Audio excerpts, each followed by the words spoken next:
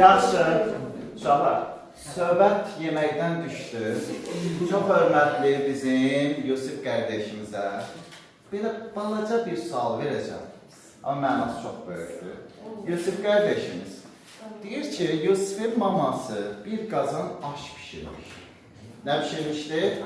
Aş pişirmiş. Yusif həmin bir qazan aşdan deyək ki, neçə boşqab bulud deyirsiniz, nə deyirsiniz? Neçə boşqab aş yiyərlər? Neçə? 2 boşqab. Eğer etsiz olsa 3 olar. 3 boşqab. Yaxşı, mən Yusifə deyirəm ki, Yusif 2 boşqab aş pişdi, üstünün qarası qəşəng olsa, deyək ki, 3 boşqab aş yeyə bilər. Yusifə 5 boşqab aş yedizdirə bilərikmi? Deyil. Elə deyil. Yaxşı, sual Əliyə. Əli, deyir ki, çox hörmətli bu nədir? Şüşə tulqaz. Nədir bu? Plastik nədir? Tulqaz. Mən bunun içərisi deyir ki, yarım litr su tutur. Elə deyilmi? Heç buna 1 litr suyu tökə bilərsən. Niyə? Elə deyilmi? Uşaqlar, bizim bugünkü mövzumuz elektrik tutumudur. Baxın, tutum nəyisə saxlama qabiliyyətidir. Tutum nədir? Nəyisə saxlama. Məsələn, çox hörmətli Yusif qardaşımızın məbəsi 3 boşqab aşı saxlaya bilir. 4-cü boşqab olsa Allah deyinəcək, tökəcək. Elə deyilmi? Deyək ki, o nədir? Rezin tutulqa və yaxud da plasmas tutulqa nə qədər suyu tutdu? Yarım litr. Onun üstünə 1 litr suyu tökə bilməzsən. Onun saxlama qabiliyyəti nədir? Yarım litr. Uşaqlar, bax, elektrik tutumu da elektrik yükünü saxlama qabiliyyətinə malik olan fiziki kəmiyyətə nə deyirik? Elektrik tutumu. Bizim mövzumuz nə oldu? Elektrik nəyi? Elektrik tutumu. Hə, bax, elektrik tutumu nədir uşaqlar? İki paralel naqilin, nə dedik? İki paralel naqilin, bax, 2 dənə paralel naqilimiz var. Bu naqillərdən adətən biri müsbət olur, digər nə olur? Mənfi olur. İki paralel naqilin yük saxlama qabiliyyətini, nəyi dedik? Yük saxlama qabiliyyətini xarakterizə edən fiziki kəmiyyətə biz nə deyəcək uşaqlar? Elektrik tutumu deyəcək. Bu naqillərdən biri müsbətdir, digər nədir? Mənfidir. Biri müsbət kür deyilirsə, digər nədir? Nə deyirik? Mənfi kür deyirik. Anladıq mı? Paralel naqillərin işarələri, yəni əks olsa da, eyni qədər yük saxlaya bilir. Məsələn, biri 60 kilon yük saxlaya bilir, bax, saxlaya bilir deyirəm, toplama sözü yoxdur. 60 kilon yük saxlaya bilirsə, digər də nədir? Mənfi 60 kilon yük saxlaya bilir. Ümumilikdə isə bu paralel naqillərin yük saxlama qabiliyyətini xarakterizə edən fiziki kəmiyyətimiz nə deyirik? Elektrik tutumu. Elektrik tutumu S hərfi, böyük nə ilə? S hərfini işarə olur. Necə fiziki kəmiyyətdir? Skalar fiziki kəmiyyətdir. Anlayırıq mı? Uşaqlar, baxın, naqilin uclarındakı gərginliyə nə deyək? U deyək. Naqilin uclarındakı gərginlik U. Naqillərdə toplanan yükün miqdarı isə nədir? Q'dur. Uclardakı gərginliyin toplanan yükün miqdarının nisbətinə bərabər. Daha doğrusu, yüklərin miqdarının uclardakı nədir? Gərginliyə nisbətinə bərabər. Və S-nin üstünü biz necə yazarlar uşaqlar? Q bölünsün U. Nə oldu bu sorumuz? S bərabər Q bölünsün U oldu. Problemimiz yoxdur? Yox. Bəs bizə desələr ki, elektrik tutumunun vahidi nədir uşaqlar? 1 kulon bölünsün volt olacaq. Okay. Bəs 1 kulon bölünsün volt nə verəcək? 1 kulon bölünsün volt 1 faraddır. Nədir uşaqlar? 1 farad. 1 faradı BSD səs vahidlərlə açaq. 1 farad BSD səs vahidlərlə. Uşaqlar, kulon nə idi? Amper vurulsun saniyə. Volt nə idi? Kilogram vurulsun metr kvadrat vurulsun, amper vurulsun saniyenin kubuydu. O amper vurulsun saniyenin kubu hara qalacaq? Yuxarı. Onda mənim düsturum, daha doğrusu vahidim necə olacaq? Aha, deyil. Amper kvadrat vurulsun saniye üstündə necə? 4 bölünsün. Kilogram vurulsun metrin nəyi? Kvadrat. Anladıq mı? Demək, bir farad nə verdi? Amper kvadratı vurulsun sayının üstü 4 bölünsün çardan vurulsun metrin kvadratı. Tamam uşaqlar? Hə, bəs bizə desələr ki, Yusif. Nədir? Şuradan necə asıldı? 100. Aferin Yusif. Burada? Yenə şans. Sənin mədəvin tutumun. Sən 7 yaşlı bir qarnın asılıdır. Hə, uzun qulaq. Hə, yaş demənlər şuradan nə də buradan asılı deyil. Yəni, tutaq ki, vedrət təsəvvür edək. Vedrət deyir 10 litr tutur. İndi 20 litr tutursan, vedrət tutumu 20 litr olacaq. Yəni, zaten bu tutumu 10 litrdir də, elə deyil. Demək, yükün miqdarına bir nəzərdən gərginlikdən asılı deyil. Oldu mu? Nə deyəcək Yusuf? S. Q'dan asılı deyil. Və S nədən asılı deyil? S həm də U'dan asılı deyil. Nədən asılı deyil? Biraz sonra zaten onun haqqında danışacaq. Hə, gəlin indi bu düsturda Q'nu tapa bilərəm. Yükün miqdarı. Q'nu tapsam nə verəcək bizə xərcə? Q bərabər S U. Elektrik üçün düsturdur da. Bəs elektrik üçün vahidin haqqında biz danışmışdıq. Nə idi? 1 kulondur. Elə deyilmi? Yaxşı, vahidini bilirik. Bizə desələr ki, Q S-dən necə asılıdır? Q S-dən. Q U-dan necə asılıdır? Əlbəttə, naqilin tutumu nə qədər çox olsa, o qədər çox yük yerləşdirmək olar da. Elə deyil. Necə asılı olacaq? Düz. Nə sabit qaldı? Uzandakı gərginlik. Hə, gərginin çox olması üçün də yük nə olmalıdır? Bol olmalıdır da. Demək, gərginlikdən necə asılı olacaq? Düz utansın. Onda deməli, buradan da necə asılıdır? Düz. Amma nə sabit qaldıqda? S konstant olur. Yaxşı. Bəs burada U nədir?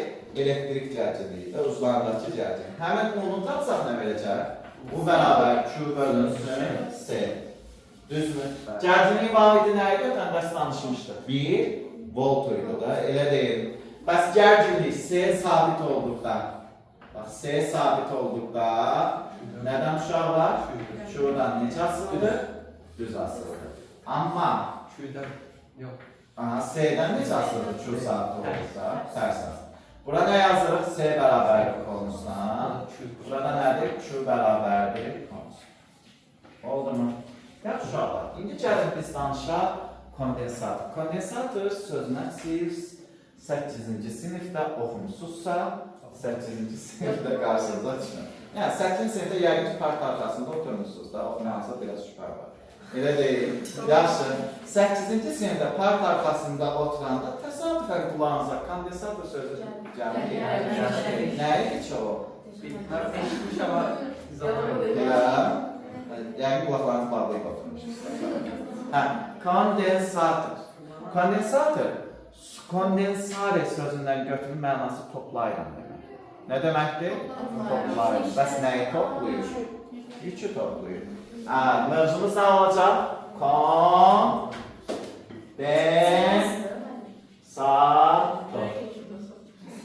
Necə? Kondensator. Kondensator nədir uşaqlar? Elektrik yükünü toplamaq üçün lazım olan qurğuya biz nə deyirik? Kondensator deyirik. Təşkil edək. Elektrik yükünü toplamaq üçün lazım olan qurğuya kondensator deyirik. Baxın uşaqlar, kondensator ilk öncə forması necə olur? Ən birinci kondensatorun forması belə banka formasında olur. Baxın, banka formasında olur. Gəlin bu belə göstərək. Bax, belə banka formasında olur. Bax, bunun belə banka formasında uşaqlar, bax, bu hissələri var ha. Bax, bu hissə vakuumdur. Bax, vakuum nədir? Qatla bir-birinə ayrılmış iki şüşə balondan ibarətdir. Oldu. Bunun içərisində uşaqlar, bax, buradan iki dənə belə halqa fason lövhə salırlar. Anlayırıq? Lövhə salırlar. Həmin kondensatorun da, bax, kondensator, bax, içərisində yüklər yığırlar. Görürlər ki, müsbətlər bir lövhədə toplanır, mənfilər isə nədir? Bir lövhədə. Müsbət lövhədə yükün miqdarı ilə mənfi lövhədəki yükün miqdarı bir-birinə nədir? Bərabər olur. İlk dəfə uşaqlar, kondensator sözünə səhv eləmirəmsə Fransa idi. Leyden şəhərində, Fransa ya Hollandiya olmalıdır.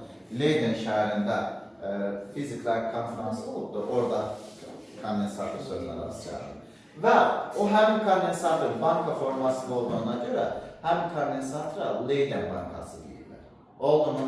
Amma müasir dövrdə kondensator formada deyil. Anladın mı? Nədir? Müasir dövrdə kondensator bu formada deyil, tam başqa bir formada. Ümumiyyətlə kondensatorun iki növü var. Sabit tutumlu kondensator, bir də dəyişən tutumlu kondensator. Sabit tutumlu kondensatorun adından da məlumdur. Tutumu həmişə nə olur? Sabit olur. Bax, testdə qarşınıza çıxacaq sabit tutumlu və ya da verilmiş tutumlu. Verilmiş tutum nə deməkdir? Yəni verilib artıq bu sabitdir. Anladıq mı? Və ya da sabit tutumlu kondensator. Verilmiş tutumlu kondensatorla sabit tutumlu kondensator eyni nə deyirlər? Sinonim sözlərlə eyni qüvvəyə malikdir. Oldu mu? Bir də dəyişən tutumlu kondensator. Dəyişən tutumlu kondensatorla siz inşallah dəyişən elektrik cərəyanı mövzusunda rastınıza çıxacaq. Orada radiorabitanın prinsipləri, yəni nələrdə, o hissələrdə qarşınıza çıxacaq. Oldu mu? Və yaxud da elektromanyetik reaksiyalar və dalğaları mövzusunda qarşınıza çıxacaq. Amma ora qədər biz ancaq nədən danışacağıq? Sabit tutumlu kondensator. Şöyle, sabit tutumlu kondensatorun nə dedik? Sabit tutumlu kondensatorun şərt işarəsi belə bir şərt işarəsi. Oldu mu? Dəyişən tutumlu kondensatorun isə şərt işarəsi necədir? Belə. Anladıq mı? Sadəcə bir-birinə nəyinə fərqlənir? Ox işarəsinə fərqlənir. Anladıq mı? Gəlin biraz kondensator haqqında danışaq. Kondensatorun xassələri. 1. Kondensator nəyi toplayır dedik? Yükü toplayır. Okey. Qardaşım, o yükü toplamanla bərabər enerjiyi də toplayır. Nəyi də toplayır? Enerji. Demək, birinci xassəsi yükü toplayır. İkinci vəzifəsi enerjini toplamaqdır. Üçüncü vəzifəsi nəyi uşaqlar? Dövrəni ayırmaqdır. Kondensatorda olan dövrədə cərəyan axmır. Anladıq mı? Dövrəni nə eləməkdir? Ayırmaq. Bəs üçüncü nədir uşaqlar? Üçüncü uşaqlar ən önəmli xassəsi. Kondensator anidən yüklənmə qabiliyyətinə malikdir və anidən də nədir? Boşalma qabiliyyətinə malikdir. Anladıq mı? Üçüncü xassəsi nə oldu? Ani yüklənir, anidən də nədir? Boşalır. Biz inşallah bunun haqqında daha geniş elektromanyetik reaksiyaları mövzusunda danışacağıq. Amma hələlik birinci anidən yüklənmə və yaxud da anidən nədir? Həmin yükü boşaltmaq qabiliyyətinə malikdir. Anladıq mı? Yaxşı, gəlin biz bura bir dənə böyük bir kondensator götürək. Bəli. Yəni müsbət. Bura nə deyək? Mənfi dedik. Elə deyil. Bura müsbət Q deyə bilərikmi? Bura mənfi Q dedik. Elə deyil. Diqqətlə baxın uşaqlar. Kondensator lövhələri arasındakı yük lövhələrlə toplanan yükün miqdarı bir-birinə nə oldu? Bərabər. İndi bax, birinci qayda. Bax, kondensatorun lövhələrlə toplanan yükün miqdarı modulca bir-birinə nə olacaq? Bərabər. Ancaq işarəcə nədir? Əksdir. Biraz öncə dediyim kimi. Bura müsbət 50 klon yük toplansa, bura mənfi 50 klon yük toplanacaq. Ümumi yük isə yenə nə olacaq? Elə 50 klon olacaq. Hə, onda biz nə deyə bilərik? İkinci. Kondensator lövhələri arasındakı lövhələrində toplanan yükün miqdarı qiymətcə bərabərdir. Amma ümumi yük nə olacaq? Kondensatorun bir lövhəsində olan yükün nə idi? Moduludur. Anladıq mı? Bax, modulca bərabərdir, amma ümumi yük kondensatorun bir lövhəsinin yükünün nə idi? Modul götürülür. Məsələn, biraz öncə dediyim ki, bu müsbət 50 klon, bu isə mənfi 50 klon. Bəs bizə desək ki, kondensator ümumi yükü nə qədərdir? Elə müsbət 50 klon götürəcək. Anladıq da müsbətlə mənfi toplamayacaq. Tamam mı uşaqlar? Problemimiz yoxdur? Yox. Sonra 3. Kondensatorun, baxın uşaqlar, kondensatorun lövhə arasındakı məsafəyə nə dedik? D. Kondensator bir lövhəsinin sahəsinə S, burada S. Nə olacaq uşaqlar? Kondensator lövhələrinin sahələri bir-birinə bərabərdir. Yəni, S1 həmişə nədir? S2-yə bərabər. Məsələn, birinci lövhəsi 10 kvadrat santimetr isə, digər lövhəsi də neçə olacaq? Elə 10 kvadrat santimetr olacaq. Anladıq mı? Yaxşı. 4. Bəs bizə desələr ki, uşaqlar, kondensatorun, bax, burada bir direktiv nüfuzu epsilon olar mı? boşluq var. Oldu mu? Yəni mühit var. Bu mühit havada ola bilər. Digər mühitlər də ola bilər. Oldu mu? Hava və ya vakuum olarsa 1-ə bərabər. Yəni həmin boşluqda hava və ya vakuum olarsa nədir? 1-ə bərabər. Amma digər mühitlərdə isə direktiv nüfuzludur, ötəndə söyləmişdik. Digər mühitlərdə isə 1-dən nədir? Daha böyükdür. Ən kiçik 1-dir. Amma digər mühitlərdən ki 1-dən nə olacaq? Böyük olacaq. Oldu mu? Yaxşı. Gəldik. Kondensatorun həcmini desək, siz riyaziyyatdan bilirsiniz də. Bir fəza fiqurunun həcmini hansı üstünə hesablayır? S vurulsun nə? H üstünə hesablayırsınız da, elə deyilmi? Burada fəza formasında götürsək, bir lövhəsinin sahəsi S-dir. Lövhə arasındakı məsafə nədir? D-dir. Onda kondensatorun həcmini hansı üstünə hesablayarıq? S vurulsun, D üstünə hesablayarıq. Anlayırıq uşaqlar. Problemimiz yoxdur? Yox.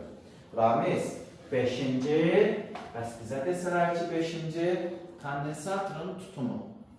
Elə deyilmi? Artıq da kondensatorun tutumunun düz soru necə olacaq uşaqlar? S bərabər nə yazırıq? Epsilon 0, S bölünsün D. Nə dedik? Epsilon 0, S bölünsün D. Epsilonu bildik, direktif nüfuzluğu. Epsilon 0 elektrik sabiti. Nə dedik? Elektrik sabiti. S kondensatorun bir lövhəsinin sahəsi, D isə lövhə arasındakı məsafə. Kondensatorun tutumu direktiv nüfuzluğu ilə necə asılır uşaqlar? Epsilondan necə asılır? Düz. S-dən necə asılır? S-dən necə asılır? Düz. Bəs D ilə necə asılır? D ilə, yəni lövhə arasındakı məsafə artdıqca tutumu nə edəcək? Azalacaq. Anladıq mı? Buradakı epsilon 0 nədir? Epsilon 0 elektrik sabitidir. Elektrik sabiti, uşaqlar, baxın, yadınıza gəlsə, ötən dərs hansı nəyi Coulomb qüvvəsini öyrəndir və vahid haqqında da danışmışdır. Həm elektrik sabitidir. Oldu. Yaxşı, indi gəlin, uşaqlar, kondensator yükü topladı, yaxşı. Bir də yüklə bərabər nə topluydu? Enerji topluydu. Gəlin, kondensator nəyə haqqında danışaq? Enerjisi haqqında danışaq. Nə dedik?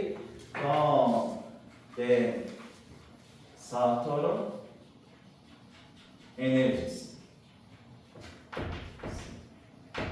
Buna biz həm də nə deyirik? Elektrik sahəsinin nəyi? Enerjisi. Kondensatorun enerjisi və ya da elektrik sahəsinin enerjisi. Elektrik sahəsinin enerjisi double indeksində Y hərfinə işarə olunur. Nə ilə? Double indeksində Y hərfinə işarə olunur. Necə fizik cəmiyyətdir? Skal yarısı cəmiyyət. Bəs vahidi nə olacaq? Vahidi,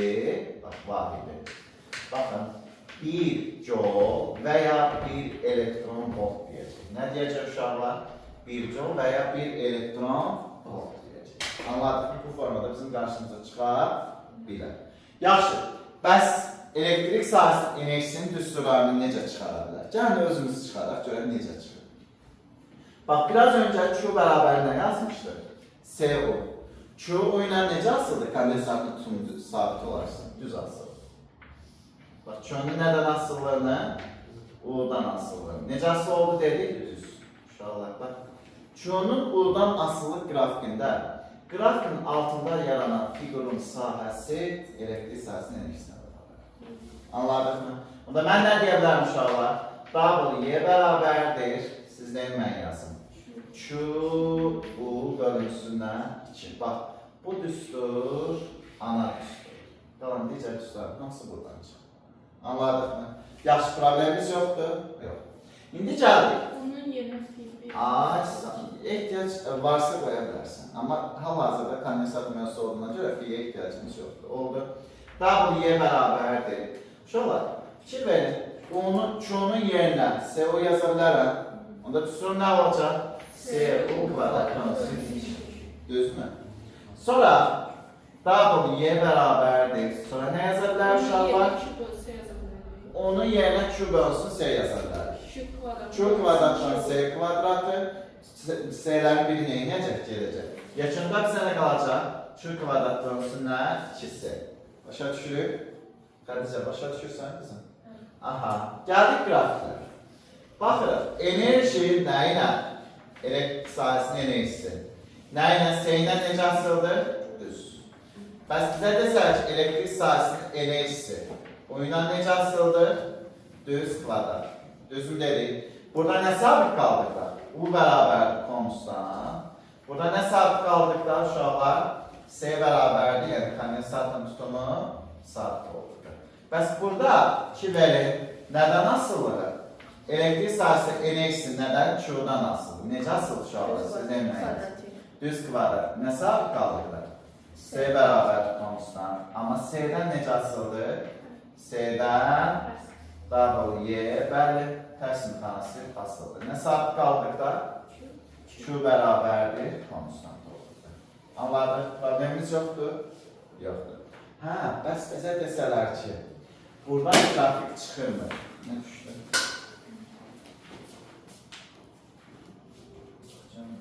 Başbaqt elədim, yoxsa? Hə, deməli, dövrədə bir dənə kondensator olarsa, məsələn, ki, benim, bizim bu dövrəmizdə neçə dənə kondensator var? Bir kondensator var, elə deyilmi? Dövrədə bir kondensator olarsa, enerjisi kondensatorun nə Q-dan, nə də U-dan asılı deyil. Yəni, ümumiyyətlə, asılı qura bilmirik. Oldu mu? Amma həmin dövrədə bir yox, iki və daha artıq kondensator olarsa, asanlıqla nədir asılı qura bilirik. Anladıq mı? Məsələn, mənə desələr ki, enerji U-dan asılıdır, nəyə sabit saxlamalıyıq? Q-nun. Yaxşı, onu dəyişirsə, Q necə sabit qalır? Elə deyil, üsulumuz necə idi? Bax, bu. S sabitdir. Elə deyilmi? S zaten sabitdir, kondensatorun tutumu. Elə deyilmi? Baxın, U dəyişirsə, Q-nu siz sabit saxlaya bilərsiniz. Xeyr, oldu mu? Yəni, bir kondensator varsa dövrədə, onun enerjisi nə Q-dan, nə də U-dan asılı olaraq qura bilir. Amma dövrədə 2 və daha artıq kondensator varsa, o halda qura bilirik. Amma digər hallarda, məsələn, buralarda qura bilirik. Oldu mu? Məsələn, tutumunu dəyişərəm, gərginliyi dəyişərəm, nə bilim, yükünü dəyişərəm, ayrı-ayrı qura bilirəm. Amma burada isə asılı qura bilmirik. Oldu mu uşaqlar? Gəldik, indi, kondensatorun enerjisi varsa, onda həmin fəzada bir sıxlıq da var da, elə deyil. Həmin sıxlığa biz nə deyirik? Enerji sıxlığı deyirik. Anladıq mı? Bəs enerji sıxlığı hansı düsturdan yenə qoyursun? Enerji sıxlığı hansı düsturdan hesablayıb uşaqlar? Enerji sıxlığı, buradan göstərək, enerji sıxlığı, balaca double Y ilə işarə ol. Nə ilə? Double Y. Sizin qarşınıza double P-də çıxa bilər.